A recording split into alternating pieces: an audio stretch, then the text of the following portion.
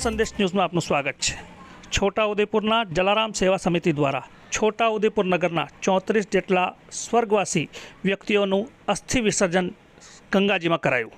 લોકસભા સાંસદ જસુભાઈ રાઠવા નિઃશુલ્ક સેવા યજ્ઞમાં સહભાગી બન્યા। જલારામ સેવા સમિતિ દ્વારા હરદ્વાર ખાતે નિઃશુલ્ક અસ્થિ વિસર્જન કાર્યક્રમ કરવામાં આવ્યો હતો।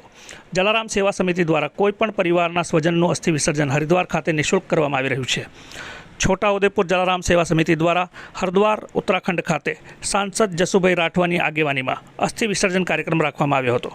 સ્વર્ગલોક પામેલા સ્વર્ગવાસીઓના પરિવારજનો જે હરદ્વાર સુધી ખર્ચો કરી જઈ શકતા ન હોય અને ધાર્મિક વિધિ તથા અસ્થિ વિસર્જન કરાવી શકતા ન હોય, જેઓના માટે શ્રી જલારામ સેવા સમિતિ દ્વારા આજ તાજેતરમાં 34 જેટલી અસ્થિઓનું ધાર્મિક વિધિ અને પૂજા સાથે નિઃશુલ્ક વિસર્જન કરવામાં આવ્યું હતું। હરદ્વાર ઉત્તરાખંડ ખાતે હરકી પૌડી ઘાટ ખાતે ગંગાજીમાં શ્રી જલારામ સેવા સમિતિના સભ્યો તથા છોટાઉદેપુર જિલ્લાના સાંસદ સભ્ય જસુભાઈ રાઠવા દ્વારા ધાર્મિક ક્રિયાકાંડ સાથેનું ધાર્મિક પૂજા પ્રાર્થના સાથે કાર્ય સંપન્ન કરવામાં આવ્યું હતું।